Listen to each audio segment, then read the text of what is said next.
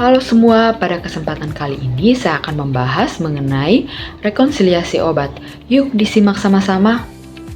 Jadi, apa itu rekonsiliasi obat? Rekonsiliasi obat adalah proses membandingkan daftar obat yang sedang digunakan pasien dengan obat yang diresepkan saat pasien masuk rumah sakit, pindah ruangan, maupun saat pulang dari fasilitas pelayanan kesehatan. Jadi, tujuan utamanya adalah untuk memastikan tidak terjadi kesalahan pengobatan seperti obat yang terlewat, dosis yang salah, dan duplikasi terapi, interaksi obat, maupun pemberian yang sebenarnya tidak diperlukan. Proses ini sangat penting karena kesalahan obat sering terjadi saat ada perpindahan pelayanan, misalnya dari IGD ke ruang rawat inap, atau saat pasien pulang dengan resep baru. Jadi, tujuan utama rekonsiliasi obat adalah untuk mencegah medication error dan menjamin kesinambungan terapi. Jadi, yang pertama, untuk mencegah kesalahan pengobatan dengan membandingkan daftar obat sebelumnya dan yang baru diresepkan. Tenaga kesehatan bisa mengidentifikasi perbedaan terapi yang mungkin berisiko. Yang kedua, menjamin terapi obat yang berkesinambungan. Artinya, obat yang memang harus tetap dilanjutkan tidak sampai terhenti tanpa alasan yang jelas. Selain itu, rekonsiliasi obat juga memberikan beberapa manfaat, yaitu untuk mengurangi risiko efek samping obat, menghindari interaksi obat yang berbahaya, mengurangi angka rawat ulang akibat kesalahan terapi, dan juga meningkatkan kualitas pelayanan kefarmasian serta meningkatkan keselamatan pasien secara keseluruhan. Jadi dengan adanya rekonsiliasi obat ini, pasien mendapatkan terapi yang lebih aman, tepat, dan juga efektif. Nah, kapan sih rekonsiliasi obat itu dilakukan? Jadi, rekonsiliasi obat dilakukan pada beberapa momen penting dalam pelayanan kesehatan. Yang pertama, saat pasien masuk rumah sakit atau admission. Kedua, saat pasien pindah ruangan atau transfer, misalnya dari ICU ke ruang rawat inap biasa. Dan yang ketiga, saat pasien pulang atau discharge agar pasien mendapatkan daftar obat yang benar untuk dikonsumsi di rumah. Yang keempat, pada kondisi tertentu saat kontrol rawat jalan. Nah, momen-momen ini disebut sebagai titik transisi pelayanan yang merupakan waktu paling berisiko terjadinya kesalahan obat. Nah, untuk melakukan rekonsiliasi obat dengan baik, diperlukan pengambilan riwayat obat yang akurat yang disebut BPMH atau Best Possible Medication History. Jadi, BPMH ini adalah proses pengumpulan informasi obat yang paling lengkap dan akurat dari pasien. Untuk teknik yang digunakan adalah wawancara dengan pertanyaan terbuka, bukan pertanyaan yang tertutup. Nah, untuk contoh pertanyaan tertutup itu adalah, apakah ibu minum obat darah tinggi? Nah, pertanyaan ini bisa membuat pasien hanya menjawab ya atau tidak. Sedangkan untuk pertanyaan terbuka, contohnya, bisa diceritakan obat apa saja yang ibu minum setiap hari? Nah, dengan pertanyaan terbuka, pasien dapat menjelaskan secara lebih detail. Untuk hal-hal yang harus digali meliputi obat resep dokter, obat bebas atau OTC, obat herbal, suplemen, dan vitamin, obat tradisional, termasuk obat yang dibeli sendiri di apotik. Informasi bisa dikonfirmasi dari pasien, keluarga, buku kontrol, kemasan obat, apotek langganan. Nah, semakin lengkap data yang dikumpulkan, semakin kecil risiko terjadinya kesalahan terapi. Jadi, setelah data dikumpulkan, langkah berikutnya adalah melakukan analisis discrepancy atau analisis kesenjangan obat. Discrepancy dibagi menjadi dua. Yang pertama, intentional discrepancy atau kesenjangan yang disengaja. Ini adalah perubahan terapi yang memang direncanakan oleh dokter. Nah, contohnya itu obat dihentikan karena kontraindikasi atau efek samping. Dosis dikurangi karena fungsi ginjal menurun, serta perubahan ini diperbolehkan tetapi harus didokumentasikan dengan jelas di rekam medis.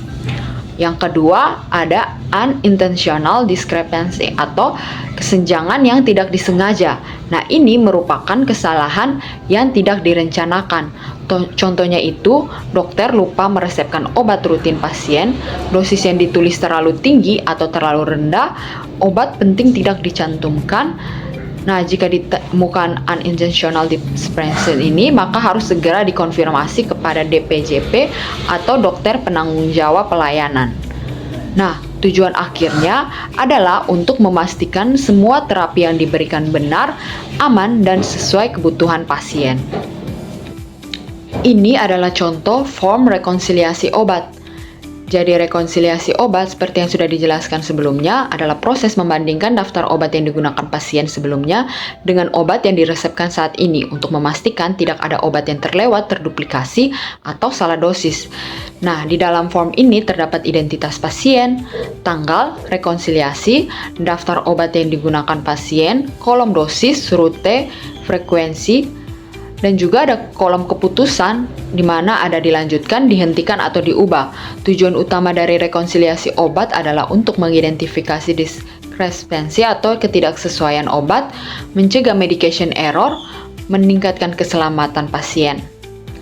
Nah, dalam pengisian formulir rekonsiliasi ini terdapat 3 kemungkinan keputusan. Yang pertama ada lanjut. Jadi lanjut ini jika obat tetap diberikan sesuai regimen sebelumnya, maka ditulis kembali nama obat dan dosis yang sama. Artinya tidak ada perubahan terapi. Yang kedua, stop. Nah, stop yang kedua ini jika obat dihentikan maka diberikan tanda stop. Biasanya ini terjadi jika obat tidak lagi dibutuhkan, ada kontraindikasi, terjadi efek samping, dan duplikasi terapi. Yang ketiga ada lanjut dengan perubahan dosis. Nah, jika ada penyesuaian dosis, maka dituliskan dosis baru dan diberi keterangan perubahan. Contohnya ada metformin, sebelumnya 1000 mg, kemudian disesuaikan menjadi 500 mg karena kondisi klinis pasien. Jadi, setiap perubahan harus terdokumentasi dengan jelas agar tidak menimbulkan kesalahan terapi. Nah, yang berikut ini komunikasi SBAR. Jika dalam proses rekonsiliasi ditemukan unintentional discrepancy atau ketidaksesuaian yang tidak disengaja, maka apoteker harus mengkomunikasikan hal tersebut kepada DPJP menggunakan metode SBAR. Nah, SBAR ini adalah metode komunikasi terstruktur yang terdiri dari S. Situation, B. Background, A. Assessment, dan E. Recommendation. Nah, metode ini membantu komunikasi menjadi lebih sistematis, singkat, dan jelas. Berikut contoh penggunaan SBAR. Yang pertama ada situation, di mana dokter, saya ingin melaporkan bahwa obat amlodipin pasien atas nama Bapak Andi tidak tercantum dalam resep masuk. Yang kedua ada background. Pasien memiliki riwayat hipertensi dan rutin mengonsumsi amlodipin 5 mg setiap hari sebelum masuk rumah sakit. Yang ketiga ada contoh assessment. Obat antihipertensi tidak diresepkan saat admission sehingga berpotensi menyebabkan tekanan darah tidak terkontrol. Yang terakhir ada recommendation. Contohnya itu apakah amlodipin perlu dilanjutkan kembali sesuai terapi sebelumnya. Nah, dengan komunikasi seperti ini, apoteker dapat menyampaikan informasi secara jelas tanpa menyalahkan, tetapi tetap fokus pada keselamatan pasien. Jadi, sebagai kesimpulan, rekonsiliasi obat merupakan proses penting dalam pelayanan farmasi klinik untuk mencegah medication error, di mana apoteker memiliki peran besar dalam mengidentifikasi ketidaksesuaian obat, mendokumentasikan perubahan terapi, mengkomunikasikan masalah menggunakan metode SBAR. Dengan penerapan rekonsiliasi obat yang baik, keselamatan pasien dapat lebih terjamin dan kualitas pelayanan kesehatan meningkat. Demikian presentasi saya. Terima kasih atas perhatiannya. Semoga bermanfaat.